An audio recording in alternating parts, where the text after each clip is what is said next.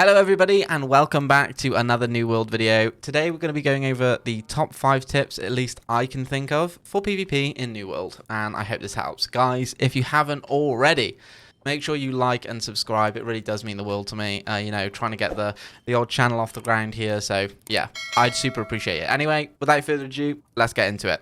So, perk number one, food. Food is super important, right? It can be the difference between life and death. Depending on what content you're doing, outpost rush, 1v1s, whatever it is, 1v2s, 1vx. So cons for me is something that I always want. I always want more health. You can get food that has up to a 30 bonus in attribute points. So that'd be 30 constitution. This one right here has 20. But for those of you that are looking to pile up on those 30, those really strong 30 point cons foods, int foods, whatever food you need, the Winter Festival is the way to do it right now. I'll stick a little picture up on screen. You can use just a handful of tokens to go ahead and get yourself one of the best foods that you can get, and you can get loads of these, regular tokens. So you can buy plenty of these things. Make sure you stockpile on them because I bet you they'll cost a little bit as soon as the event is over. So make sure you've got the right food. That is what you're looking for. Tip number 2, Bis Perks. Bis is a pretty interesting one. Something in World of Warcraft, best in slot, which is what Bis means if you didn't know, is something that's very easy. I say easy, perhaps that's the wrong way of putting it. Not easy, but very pathed out for you, right? I need to go to this raid to get this piece of gear because this piece of gear is Bis right now for my class. I need to go and get this PvP piece of gear and go grind up my conquest because this piece of gear is Bis right now. Bis is achievable, very achievable in World of Warcraft. In this game, it's a lot more complicated because you've got that 3 random attribute, those 3 random perks that you get when you have a 600 legendary item. It makes it incredibly difficult to find something that's Bis per se. And Bis is very reliant on what kind of build you use as well. If I just give you a quick and brief example, here's the rapier, right? I'm a rapier 5-staff user. I got 20 int, 10 cons. That's fine. All 30 stats I need there. Perfect. Ancient Bane, I don't need that. Hated, I don't need that. Enchanted, that's a best in slot perk. We want Enchanted. So if that rapier looks something like Keen Vicious Enchanted, arguably that would be a best in slot perk, right? Arguably. Now, again, with pieces of armor and things like that, if we just have a look at my gloves, we've got 24 cons. Empowering Fireball, right? Empowering Fireball is something I really need for my build. That, for me, is a best in slot perk, right? If it was 600 and I got that other random stat, I'd probably want Empowering Fireball, Resilient, Refreshing. We go down, we look at the legwear, Efficient Burnout. We need that for the build, and Resilient, right? We need that. Again, we'd want Refreshing or something like that. If it was legendary and we had a third one, that would be best in slot, but that's 2 best in slot perks right there. If we look at the amulet, right? My build's quite squishy, so I want the health perk, 9.3% more maximum health. Luck is fine, but health is really what we want. And, if we had health and regenerating on it, that would be best in slot, right? For me, because I need the health. So it completely depends on what you're trying to do. You want the weapon perks, right? You want weapon perks for your things, like the fact that I've got Empowering Fireball and Efficient Burnout. You want something to help your abilities of your weapons. That is going to be a massive difference in your power, right, when you're fighting people in PvP. So it's something always to keep out for. So I'll stick a little list on the screen of some of the perks, and I'll put a link in the description below so you can go to a website, have a look through all the perks, figure out what it is. First of all, figure out what build you're wanting to do, what weapons am I wanting to use, what is the best way to play these weapons. Now, what perks do I need to even further boost that, right? It's totally dependent on what you're doing. So just don't worry. You hear people, maybe they're selling something that's Bis or whatever, and you hear the word Bis, and you're constantly going for the grind of trying to get this all best in slot gear. But don't worry about it, right? Just try and get the pieces that you can get. Keep getting your watermark up. Keep trying. You'll get it eventually, right? To get everything Bis in this game, it's not happening. Like, I don't know anyone with everything that is best in slot right now on every single piece. I mean, that'd be ridiculous. But it's something that you can aim for, right? Anyway, let's go on to tip number 3. The correct gems for your build. Now, it's interesting. You know, I see a lot of theories of what gems should be used with what, whether or not. Like, I remember when the game started, to have an elemental gem and to split your damage 50-50, you would get a bigger bonus out of the split than you were supposed to. So it was everybody was rocking elemental gems, right? For me, if we have a look at the rapier, I'm rocking the empowered gem because I want the 50% arcana damage to scale off int, right? Because that is what I'm primarily using, int. And I'm wanting the opal in the fire staff because I'm always dodging and my stamina's never full, right? Let's say if I was running, I don't know.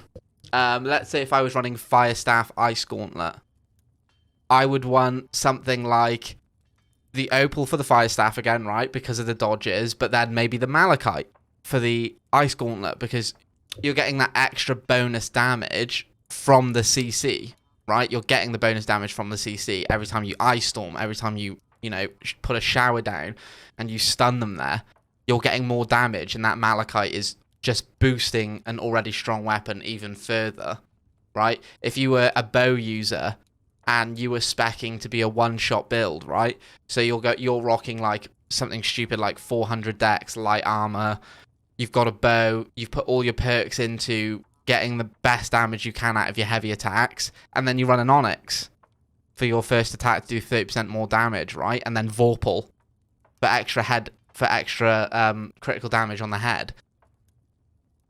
So what you're wanting again is depending on what you're doing. But it's important that you look through all the gems, you figure out what is going to give you the best amount of damage.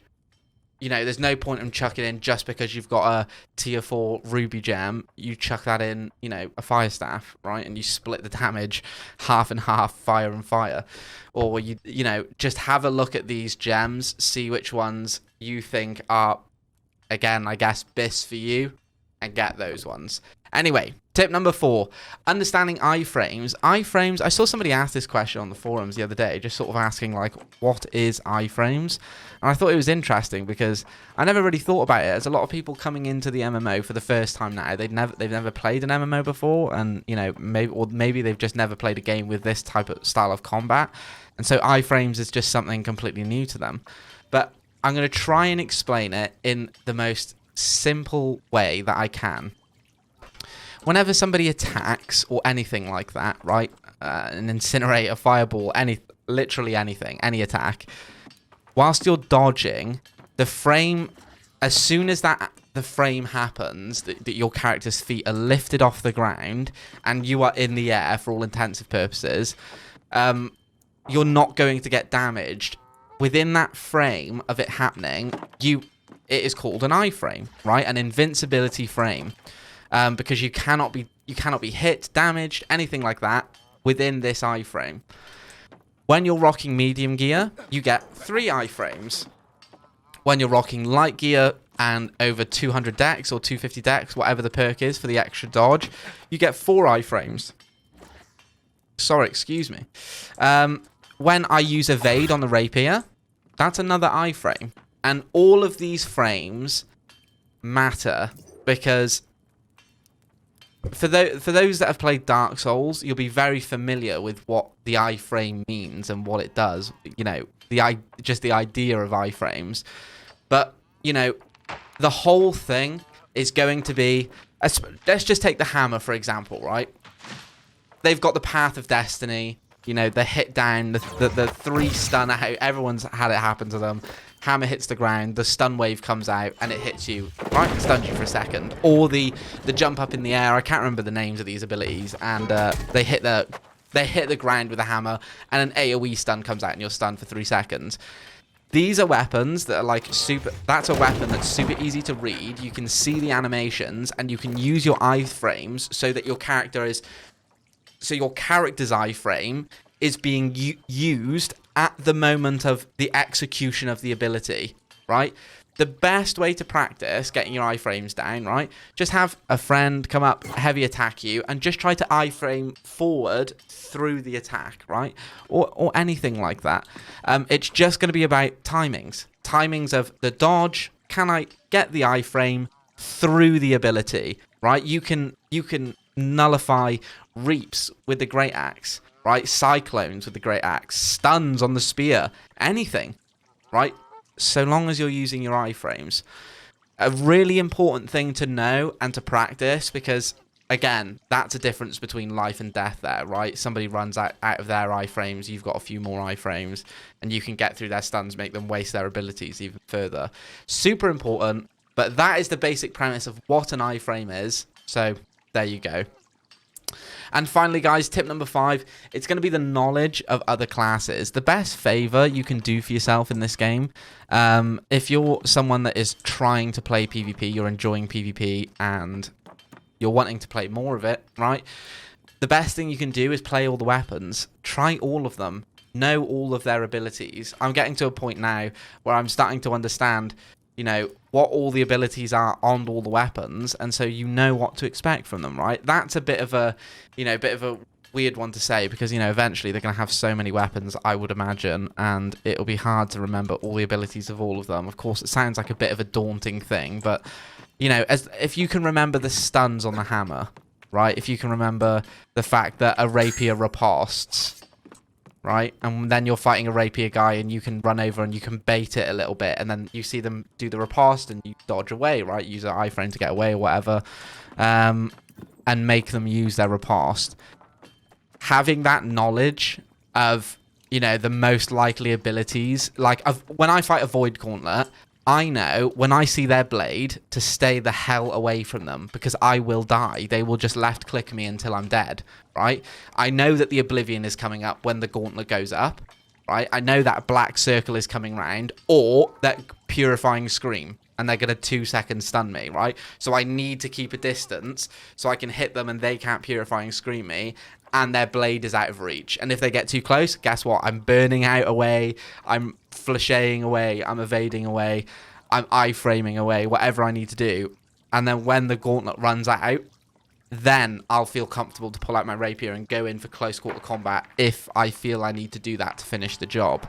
So knowing your different classes is also something incredibly important. But anyway, guys, a little bit of a long video here. I'm sorry about that, but thank you so much for watching. That has been 5 tips you can do to help yourself get through PvP. If there's something you've learned, make sure you leave a like and a comment. If not, let me know that you know all of these things. So thanks so much for watching, guys. I'll see you in the next video. Peace.